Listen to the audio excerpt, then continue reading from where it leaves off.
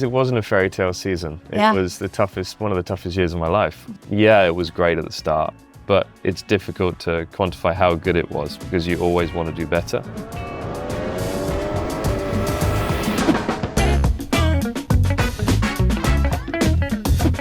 Alrighty.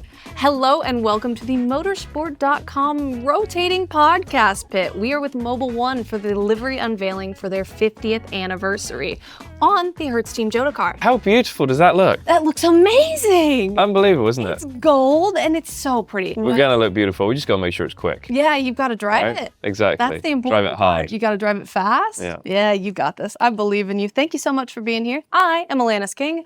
This is JOTA driver Jenson Button. Hello, Jenson. Hello. We're here to talk about your life and your career. Your father was a rallycross driver, and you were born into a family with a racing driver. Did you feel like from childhood you needed to drive cars, or was it something that you showed interest in yourself? Yeah, so it started really early on. I love cars from a very early age. So that's where it was. It wasn't from my dad forcing me to like cars, but I think I just liked them because I saw that my dad did it. And I think I had a very special bond with my dad, and seeing what he did and what he loved, I was like, oh, that's kind of cool. I have read that when you were a kid, you would actually go out for wet practice sessions on slick tires. And you said it was because your dad was too stingy to buy wet tires. He said it was to help you learn car control. Yeah, so he couldn't afford tires. well, so the truth is still truth is still that he couldn't afford tires. Yeah, he couldn't afford the tires. I mean, it's expensive. It's an expensive sport, and it's obviously ramped up a lot since the late 80s. Yeah, he couldn't afford the tires in testing. So kind of probably gave me a bit of a feel of what, where the limit was. And that's something I guess I've carried through my career, and feeling it through my bum rather than seeing what the circuit is, You are often called one of the smoothest drivers in F1. I don't know if you accept that title or if you feel a little embarrassed that people call you like they're so complimentary. Well, I don't know if it's a compliment. It's just it's a fact. It's a fact, yeah. In terms of I was smooth the way I drove. I was trying to be as precise as I could, and as I've always said, it's definitely a strength, but there's also weaknesses to it as well. I couldn't wrestle a car like other drivers could so much, and I need to find a setup that really worked for my driving style, and then I felt that I was unbeatable. But, to find a perfect setup, it's not the easiest thing. So sometimes you've got to drive a car that is outside your comfort zone, and that for me wasn't my strength. So alongside someone like Lewis Hamilton or Fernando Alonso, if I could get the car in a place that I liked it, I could beat them, and it wasn't a problem. But if I found a setup that didn't work for my driving style, they'd beat me. So there were definitely weaknesses to it, and I've worked on them over the years.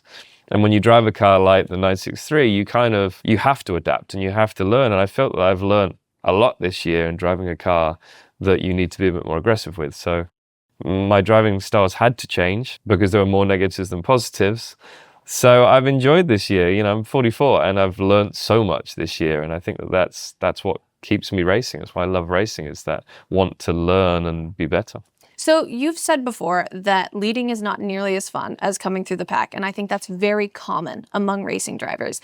Is that because you enjoy the challenge of proving yourself, or you like that there's a carrot directly in front of you to catch and pass? Yeah, it's funny because when you lead a race from start to finish, it's an awesome feeling. Mm-hmm. But the challenge of fighting through is also awesome. That is you have much more adrenaline in that scenario. But the funny thing is, when you finish a race or qualifying and you've been quickest, it's definitely a weakness of me, and I think of a lot of racing drivers. You still think you could have done better.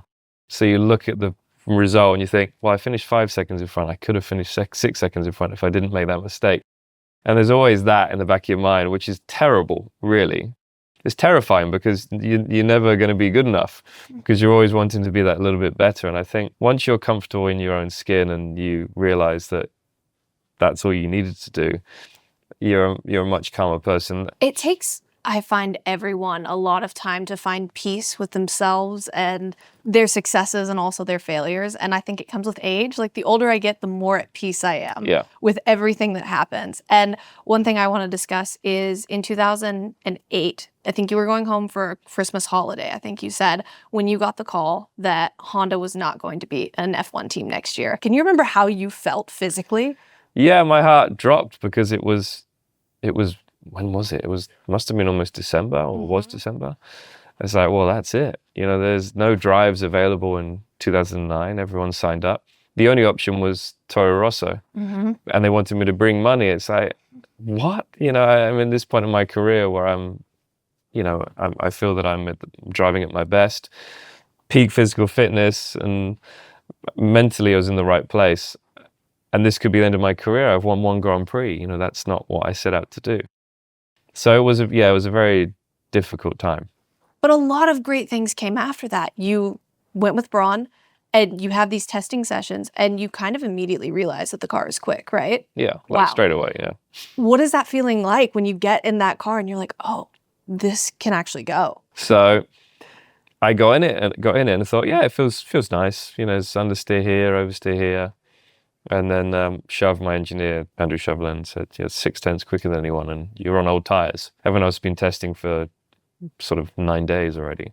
So I was like, oh, okay, all right. And then we put new tires on, did some runs, and went 1.5 seconds quicker than everyone. So it's funny because a car doesn't need to feel perfect. And you look at the lap times and suddenly your opinion changes of how the car is, because you're so much quicker than everyone else.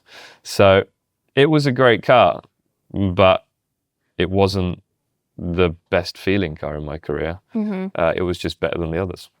Did you have, in those days after the Honda call, did you have to do like soul searching to decide if you were okay with yourself, if this was the end of your F1 career? Well, the problem is I didn't have an education because I left school at 16 and went into motor racing. So I had no idea of where I would go.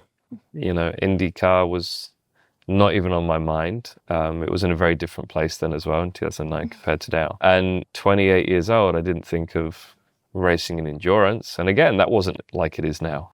So much has changed with motorsport and these categories that have grown. The teams, the drivers, the money involved has changed a lot. So nothing was on my radar because I was an F1 driver and thought nothing else is good enough. This is F1. This is where I've always wanted to be. So yeah, it was a tough few days, and that's why I was immediately on the phone with my manager trying to find a way to get out of the situation that we're in. And for me, it was my career, it was my life. But it was for so many people, hundreds of people at the team that were going to be out of a job. And it's not just they're not getting to be in an F1 team. They don't have a job. They don't have a way of putting food on the table, and that was a very different scenario for them. And you go on to win 6 of the first 7 races of the 2009 season, and then you win the championship. And everyone talks about it as it was this fairy tale year, which from the outside, it is. Do you ever step back and go, oh, that was me. I did that. I'm part of the fairy tale season. I'm the one who won. No, because it wasn't a fairy tale season. It was one of the toughest years of my life. Yeah, it was great at the start. But again, getting back to the point of it's difficult to quantify how good it was because you always want to do better. So even in practice, after winning 3 races, not being quickest in a practice session was a failure. Not being on pole in qualifying was a failure. So I got to the point where I put so much pressure on myself after those 7 races that I got to a race where the car didn't work and I couldn't get the best out of it because my head was in the wrong place already. Everything was a failure apart from a win, whereas I should have been at the point where, well, we're not quickest, but I got to get the best out of the car, and finishing on the podium is still, it's a win because people aren't really taking many points off of us. Do you feel like if you put current Jenson's brain in Jenson from 2009, you would have mentally handled that season better? Oh my God, so much better. Like 100 times better. I feel that a lot of drivers that have gone into F1 expecting great things and it hasn't happened immediately, that their head drops. And I feel that someone that's been through that can really help drivers these days, youngsters that come into the sport. Because you see it time and time again, if you get the opportunity to race in F1, you're going to take it. You're not going to say no, even if you're not ready. You have to take it. And I did the same thing. I think trying to control your emotions and get your head in the right space, it's very difficult for youngsters in motorsport. And it's very easy for them to do a year in the sport and get thrown out, and that's it, game over. Where do you go from there? It's very difficult to pick yourself back up. from that point. I think that's the paradox of motorsport that a lot of people don't understand. It's when you get an opportunity at the top levels, you have to take it. But if you're not ready, you can ruin any future opportunity you may get. Yeah. And that's a lot of pressure. Yeah, it is. So it needs to be on the more experienced people within the team to make sure they're not going to destroy a youngster's career. They might think, well, if he's good enough, he's good enough. If he's not, he's not. Yeah, I get that. But sometimes drivers, to get the best out of them, need a bit more coaching and a bit more time. That's just the way it is. And I think something we forget a lot as adults who have this lived experience is a lot of these people are kids. Yeah. They're kids, and there's a lot of pressure on them, and sometimes it just doesn't go well. And that can be really hard on them. But you went on to compete in F1 for several more years. You had your final full season in 2016, and then you made that sub-start for Fernando Alonso in Monaco in 2017. When you got the call to do that, and you went and did it, were you like, this is it? This is my last F1 start? I didn't want to do it. I was already living in America. I was settled, happy, had a dog. And I got the call from Eric Boulier, who was running the team. And he said, Jenson, so Fernando's going to race Indy 500. You're racing Monaco for us. I'm like, okay. And then I put the phone down, called my manager, and I said, can I get out of this or do I have to do this? And he said, no, it's in the contract. That's why they're paying you so much money to not race. So if you have to race. So I was like, okay. So new regulations, completely different cars to what I drove the previous year. I drove the simulator. I crashed into the harbor twice in the simulator, and then I jumped in the race car at Monaco, and that was the first time I drove the race car.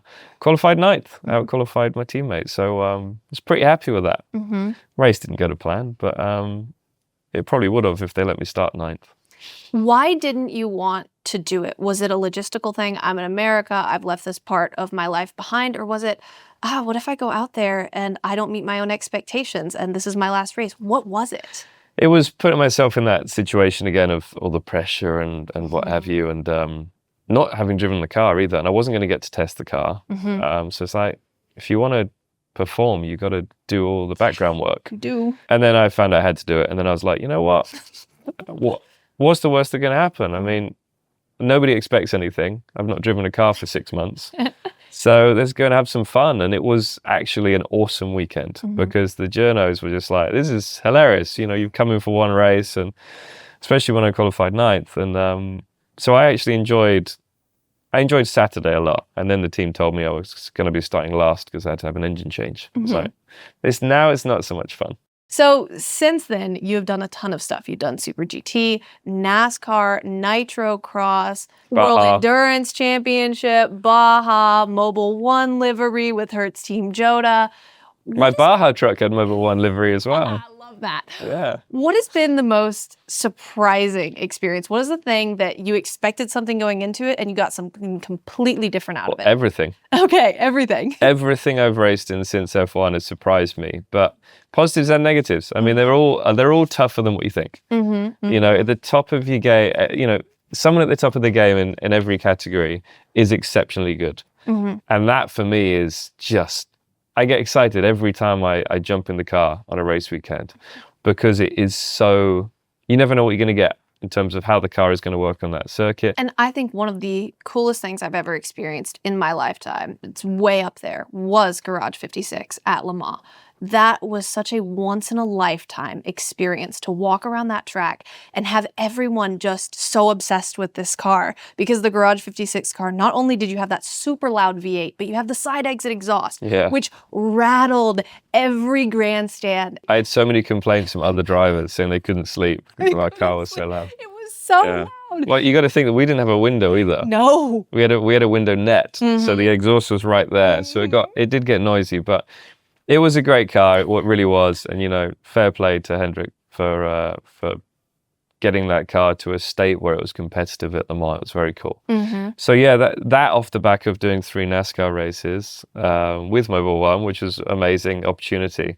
I remember speaking to Mobil 1 and saying, is there any chance that I could do a NASCAR race? And I was thinking the trucks or Xfinity. And it came around that I could do 3 races in the Cup Series. And I was like, this is nuts. I never thought this would be an opportunity. Do you retrain your mind when you go to NASCAR and then switch to another series? Because in NASCAR, it's kind of a lawless land sometimes. It is. It is, and you've got to completely retrain your brain in terms of the way of racing, because you can't, in most motor racing, if there's a slight overlap, this guy has to back out because they haven't made the pass properly. Whereas in NASCAR, they can just be an inch overlap. That's their and they can spin you around. So yeah, it did made it tricky, and it took me a little while to get used to it. So career hits, we're gonna rapid fire. I hear that you failed your first road driving test. Yes. What did you do? Went for a gap that wasn't there. That's what the instructor said. Yeah. Wasn't there. Yeah. Was it fair of them to fail you? No. No, you should have passed. They just weren't skilled enough to understand that there was enough room. Okay. The person coming the other way went up on the curb because they thought that there wasn't enough room for 2 cars, but there was. F1 German Grand Prix in Hockenheim in 2004, your helmet strap came loose. My helmet was undone. It was completely. fully undone? Yeah. Oh my goodness. Yeah. What is that like when you go back on that? It wasn't great because the helmet had so much lift. So on the straights, I had to hold it on my head. So changing gear and holding it on my head. And I was fighting for P2 with Fernando and made the pass in the end. Took a while. Made the pass for P2 and finished second. But yeah, I mean, this is probably the first time I've actually said that it wasn't actually. Yeah, because the reports were that it was loose and the strap was up If here. it was loose, just tighten it. But it was undone.